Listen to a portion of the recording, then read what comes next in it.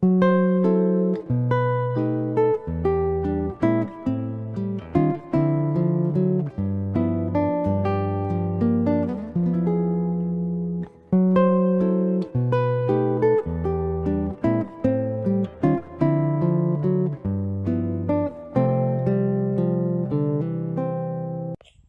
kembali dengan Jalan Tua Podcast. Dan kali ini kita akan bahas satu topik tentang humility. Yakobus 4 ayat 6. Ya, seperti biasa saya akan baca ayatnya dalam terjemahan King James dan saya akan terjemahkan juga. But he giveth more grace. Tetapi dia memberikan lebih banyak lagi kasih karunia itu, anugerah itu. Wherefore he said, God resisted the proud, but giveth grace unto the humble. Oleh sebab itu, ia berkata, Tuhan menentang orang-orang yang sombong, proud, meninggikan diri. But giveth grace unto the humble. Tetapi dia memberikan kasih karunia itu kepada orang yang humble, rendah hati. Ya, ini sebenarnya bukan berarti bahwa Tuhan memilih-milih orang ya. Orang itu harus humble dulu, baru dia bisa menerima grace. Karena kasih karunia Tuhan itu untuk semua orang ya, sebagaimana yang tertulis dalam Yohanes 3 ayat 16. Karena begitu besar kasih Tuhan akan dunia ini, dia mau memberikan anak yang tunggal kepada dunia ini. Itulah agape-nya Tuhan, kasih yang tidak mementingkan diri, kasihnya Bapa.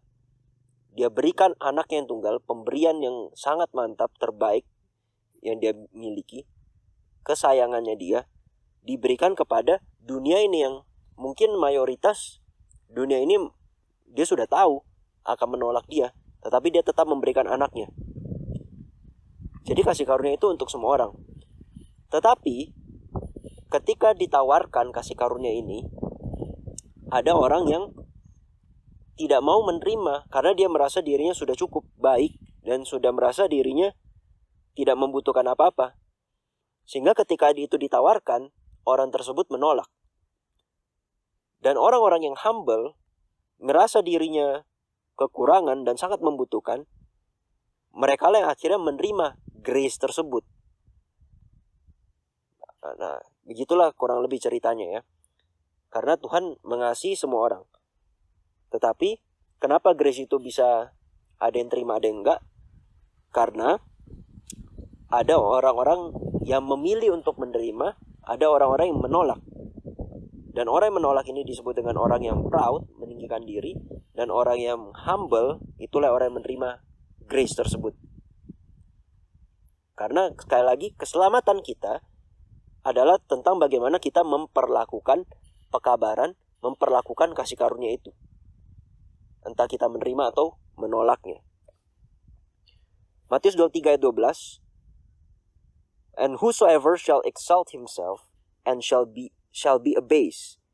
Barang siapa yang meninggikan dirinya, dia akan dicampakkan, direndahkan. And he that shall humble himself shall be exalted. Dan yang merendahkan dirinya akan ditinggikan.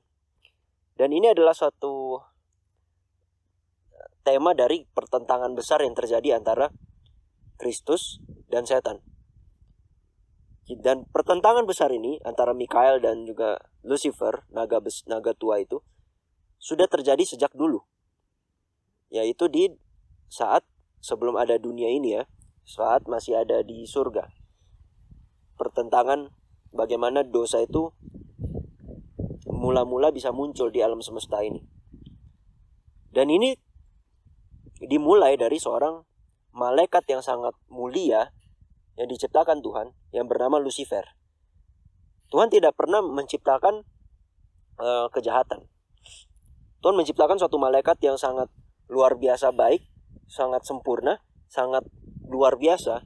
Dan dia pemimpin dari semua malaikat-malaikat, yaitu adalah Lucifer, yang arti namanya adalah pembawa terang.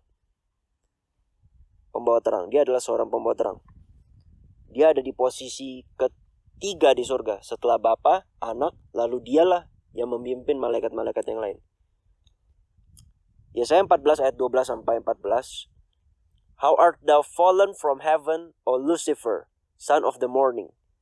Betapa engkau telah jatuh dari surga, hai engkau Luciferum, Helel ben Shakar, anak putra Fajar, pembawa terang.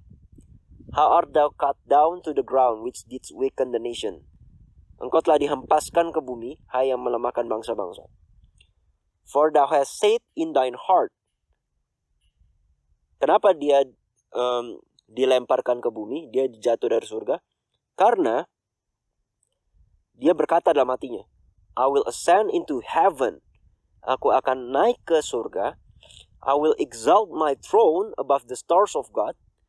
Aku mau meninggikan diriku di atas bintang-bintang Tuhan. I will sit also upon the mount of the congregation. Aku akan duduk juga di dalam congregation, dalam rapat pertemuan yang ada di sebelah utara, yang hanya bisa di Council of Peace itu ya, yang hanya bisa dimasuki oleh Bapa dan Anak saja, yang merupakan divine person, creator, satu-satunya yang ilahi, Bapa dan Anak, yang ada di sebelah utara. Dan dia ingin masuk ke situ. Dia ingin menyamai Maha Tinggi bukan secara karakter ya. Kita harus bisa bedakan. Dia ingin menyamai yang Maha Tinggi, ingin menyamai Tuhan, menyamai Mikael, Yeshua, dalam hal otoritas kekuasaan yang dia tidak miliki. Yang itu adalah otoritas hak dari Tuhan saja. Inilah Lucifer, cikal bakal dari semua orang yang mementingkan diri, ingin meninggikan diri, menyombongkan diri, ingin suatu hal yang lebih yang tidak Tuhan berikan kepada dia. Dia mulai ada rasa jealous, kecemburuan. Dia merasa dirinya sudah mantap, kok saya yang mantap ini, kok gak bisa punya otoritas yang sama dengan Tuhan. Tetapi lain halnya dengan Kristus. Di dalam Filipi 2 ayat 5-8, yang mana Paulus mengatakan, biarlah pikiran ini yang ada dalam Kristus Yesus, Yeshua the Messiah, itu juga ada menjadi pikiranmu, ditransfer ke kita. Seperti apakah pikiran dan karakter dari Kristus ini? Who being in the form of God, thought it not robbery to be equal with God.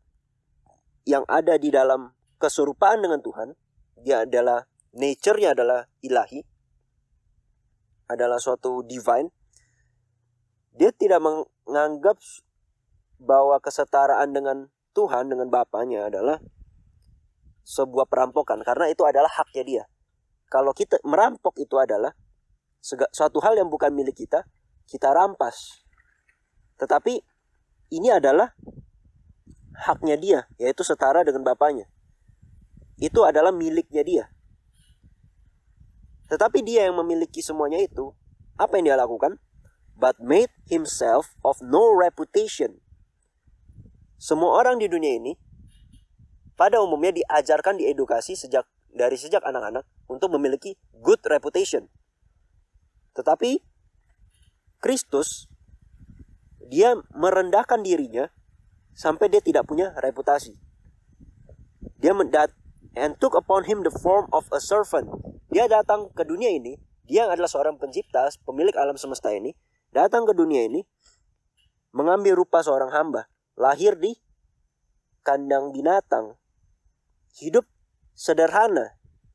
Waktu pelayanannya 3,5 tahun, dia bahkan tidak ada tempat untuk tidur di mana saja gitu. Tidak punya kontrakan sendiri, rumah sendiri. Hidup berdasarkan kemurahan dan kebaikan orang. Bahkan ya seringkali dia ada di alam, dia berdoa semalaman seperti itu. Dan dia terus melayani orang. Tidak ada pernah mementingkan dirinya sendiri. Setiap orang yang datang kepada dia berusaha untuk menolong sampai selesai gitu. Sampai malam pun dia masih melayani orang. Itulah dia merendahkan dirinya, mengambil rupa seorang hamba, was made in the likeness of man. Menjadi manusia. Bayangkan seorang pencipta, dia adalah Tuhan, yang setelah itu ada malaikat,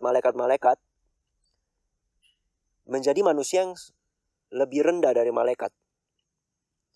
Dia turun 2 kasta. Bahkan di antara manusia pun, ini manusia yang sudah merosot, jatuh ke dalam dosa, yang sudah jauh sekali merosotnya dari sejak Adam diciptakan. Dari segi fisik, mental, dan intelektual, semuanya sudah merosot. Semua sudah merosot. Dan dia menjadi manusia. Dan di antara manusia pun dia hamba gitu. Dan kata hamba di sini lebih keras lagi, yaitu seperti budak. Ya, servants. And being found in a fashion as a man, he humbled himself. Dan dalam keserupaannya sebagai manusia, ia merendahkan dirinya dan menjadi menurut sampai kematian, bahkan kematian disalib. Dalam kehidupannya sebagai manusia, dia merendahkan dirinya menurut semua perintah Tuhan. Dia membuktikan bahwa manusia bisa menang atas dosa, tidak perlu melayani keinginan daging, dan dia menurut sampai mati di kayu salib. Kematian yang bukan merupakan kematian yang nyaman. Ini kematian yang begitu mengerikan, dihina, diolok-olok. Semua rekan-rekannya meninggalkan dia. Dia begitu sendiri. Dan bahkan terpisah dari bapaknya bukan karena menanggung dosanya sendiri. Dia tidak ada dosa, tetapi dia menanggung dosa kita. Dan inilah the great controversy.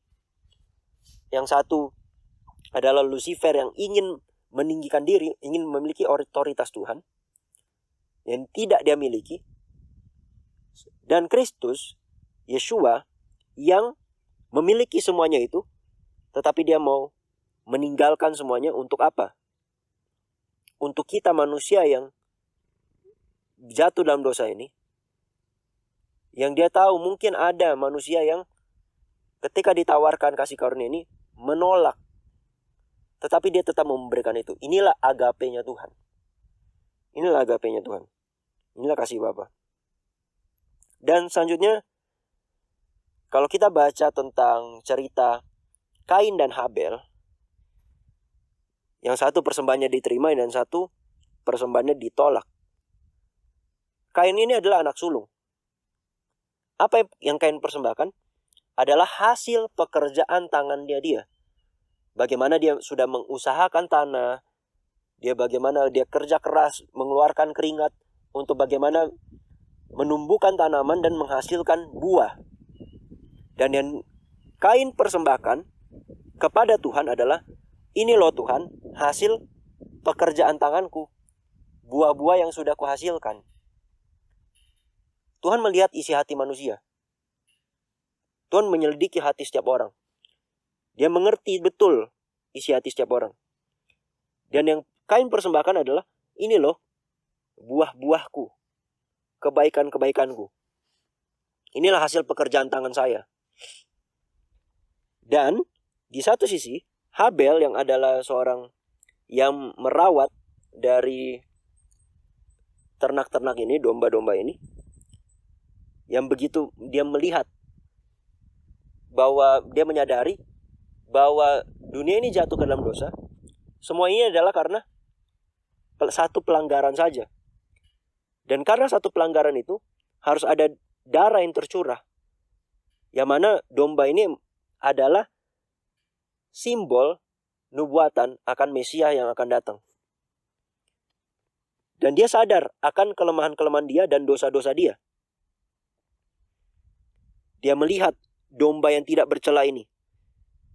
Ketika dia bawa ke mezbah itu, dia menyadari akan kekurangannya. Menyadari akan kecacatan karakternya. Dan dia hanya bergantung kepada Mesias ini, domba ini yang tidak ada cacat celanya. Dan darahnya dicurahkan. Oleh karena hatinya yang hancur itu, Sebagaimana Mazmur 51 ayat 17 kalau di King James, kalau 19 untuk di terjemahan bahasa Indonesia. Persembahan untuk Tuhan adalah a broken spirit, hati yang hancur, a broken and contrite heart. Hati yang hancur dan remuk. Oh Tuhan, Engkau tidak akan tolakkan. Inilah persembahan yang diterima Tuhan. Hancur hati Habel ketika melihat domba itu tersembelih. Dia sadar ini karena dosanya. Ini karena dosanya. Sehingga persembahan Habel diterima oleh Tuhan. Tetapi kenapa Kain tidak diterima Tuhan? Karena dia merasa, oh saya anak sulung, saya baik. Inilah hasil pekerjaan tangan saya. Inilah buah-buah saya. Saya persembahkan untuk Tuhan. Dan persembahan Habel diterima, persembahan Kain tidak diterima. Dan akhirnya kita tahu semua ceritanya bahwa Kain menjadi marah dan akhirnya membunuh saudaranya sendiri. Pembunuhan pertama yang terjadi di Alkitab. Dianiayalah Habel, orang yang dibenarkan oleh iman. Sedangkan Kain, dia adalah simbol dibenarkan oleh pekerjaan-pekerjaan tangannya, usaha-usahanya. Dan di dalam Lukas 18, kita bisa baca nanti, Lukas 18 ayat yang kelima ya. Lukas 18, ini ada cerita tentang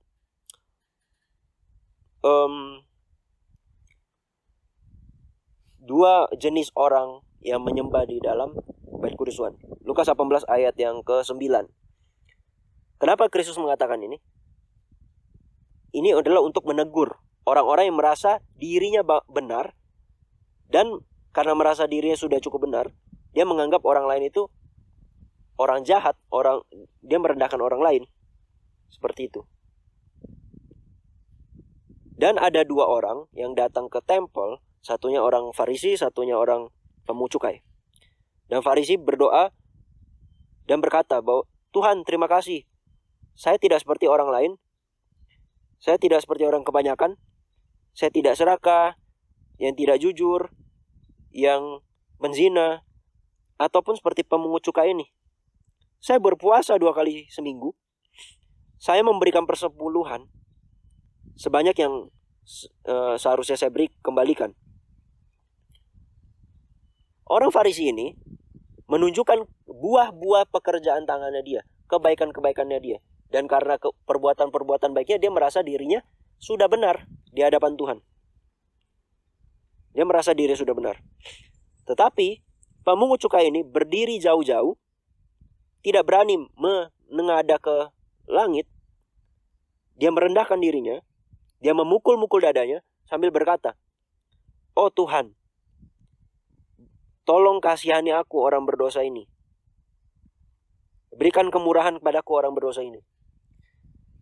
Pemungut cukai ini sadar betul bahwa dia adalah pendosa. Dia butuh dibenarkan. Dia tidak merasa ada kebaikan dalam dirinya. Dan siapa yang dibenarkan ketika pulang adalah pemungut cukai ini. Orang yang menyadari akan dosanya. Dialah menerima kasih karunia itu. Sedangkan yang satu lagi, orang Farisi ini sudah merasa dirinya benar. Dia merasa tidak membutuhkan lagi kasih karunia itu. Sekali lagi, pekerjaan dari Mesias adalah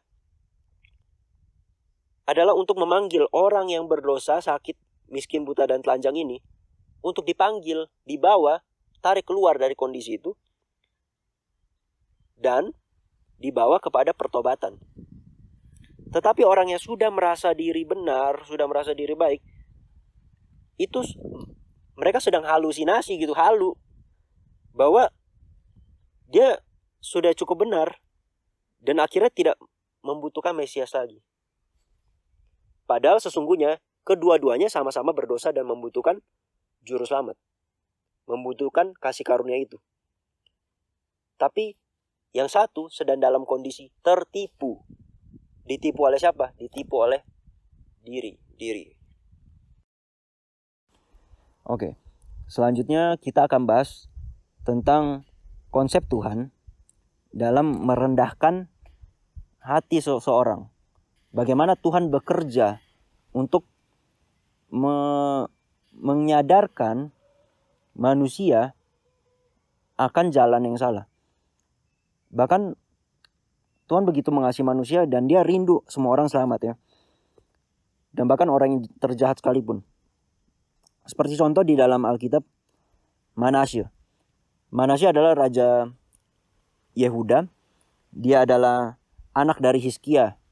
Dan Manasye ini begitu jahat di hadapan Tuhan. Termasuk raja yang sangat-sangat jahat di mata Tuhan.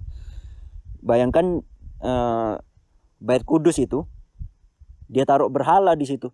Tempat yang seharusnya untuk melakukan pelayanan yang merujuk kepada Kristus, di mana ada hadirat Bapa di sana, hadirat Tuhan.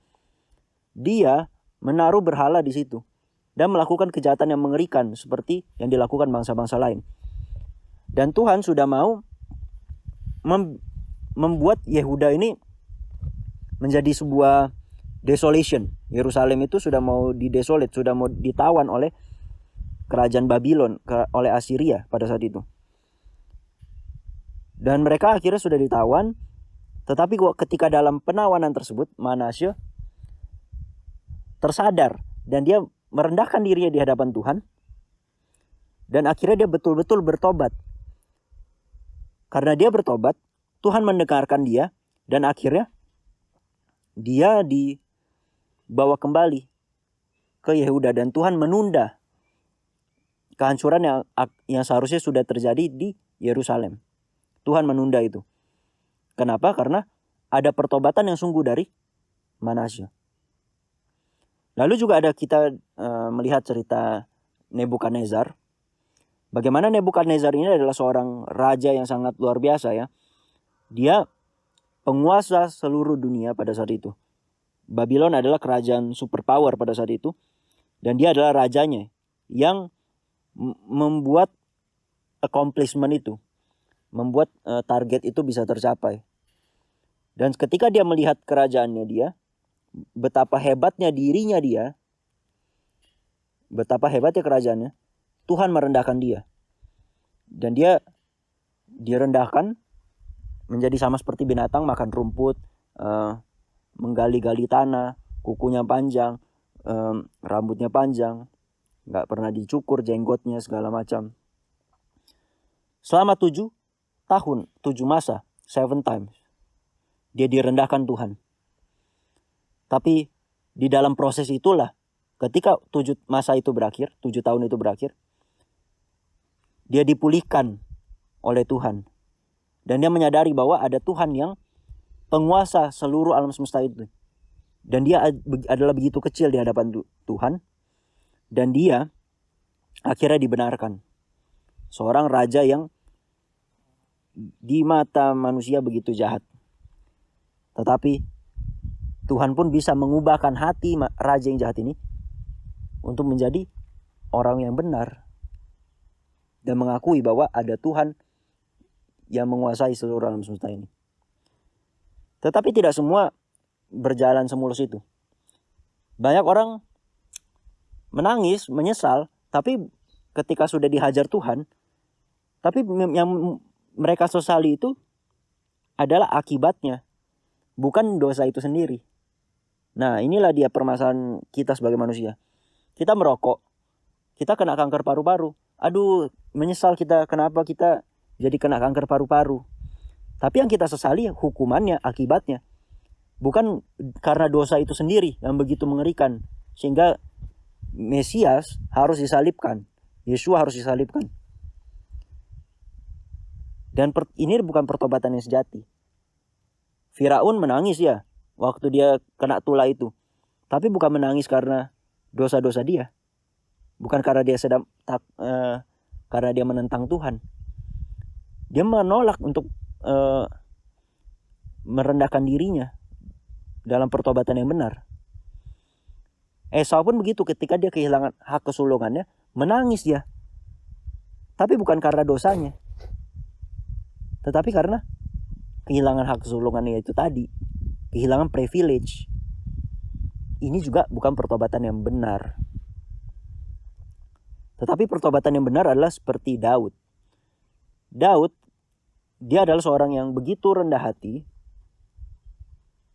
ketika dia melawan Goliat, ketika dia lolos dari segala mara bahaya.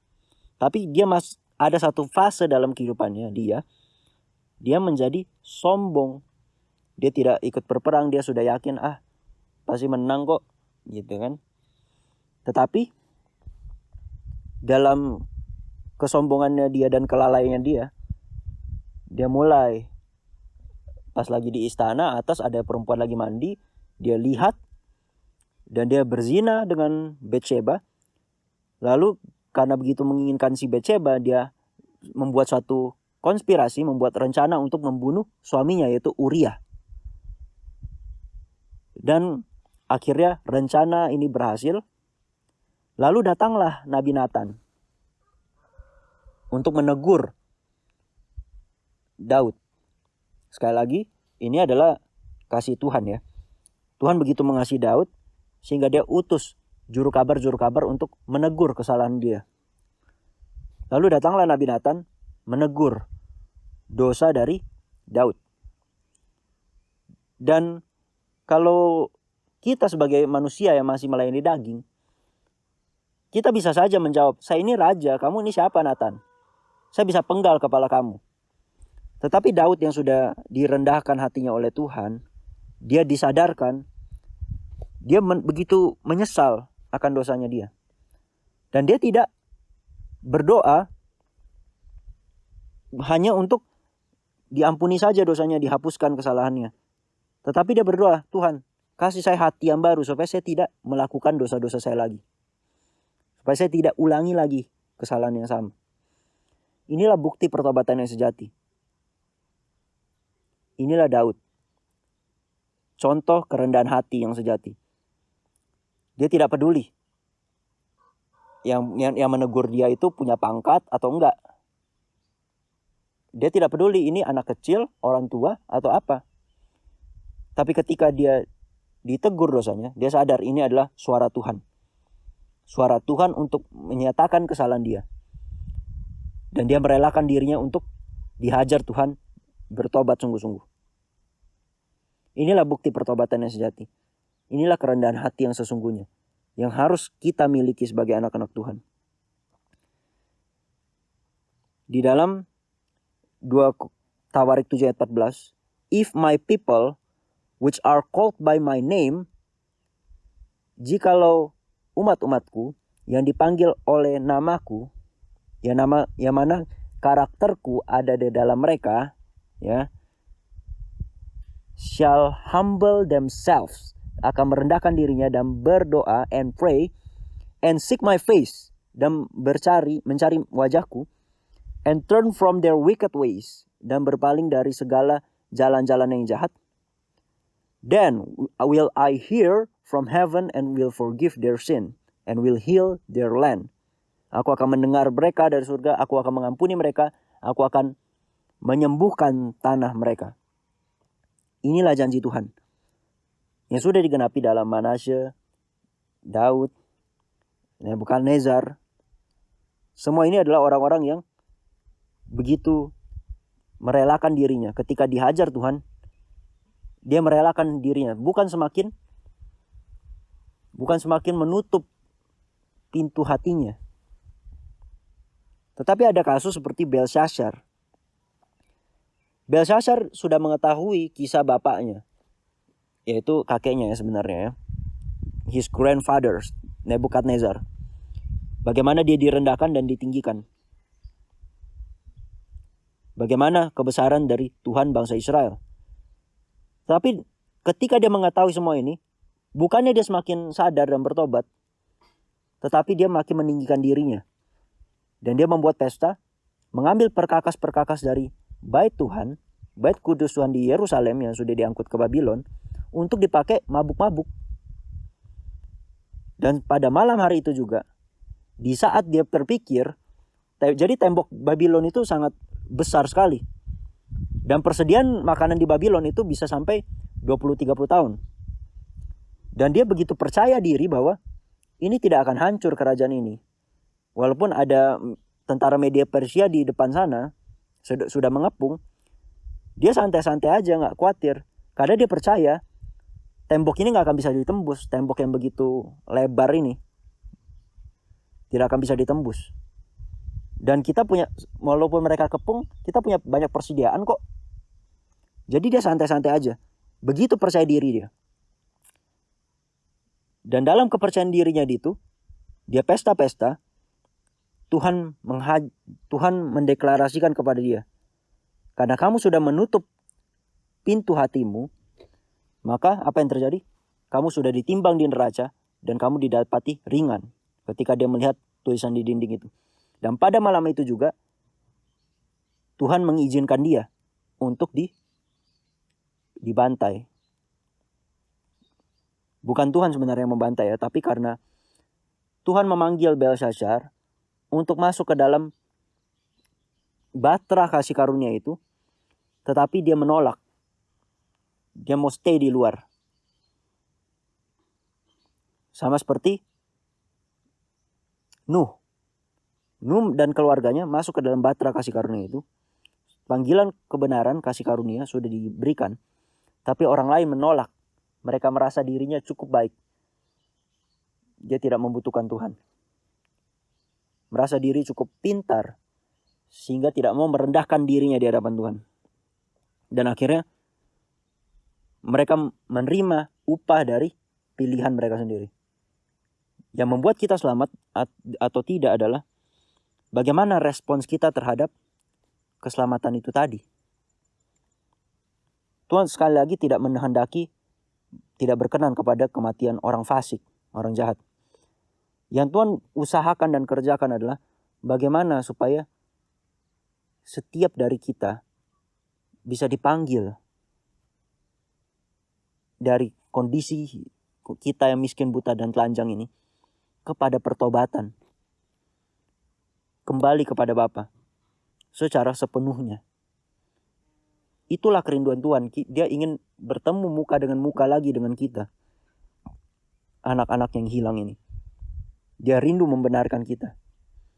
Tetapi ketika kita merasa diri kita sudah cukup baik, sudah cukup benar, diri kita ditinggikan, kita sudah menolak tawaran kasih karunia yang begitu luar biasa itu.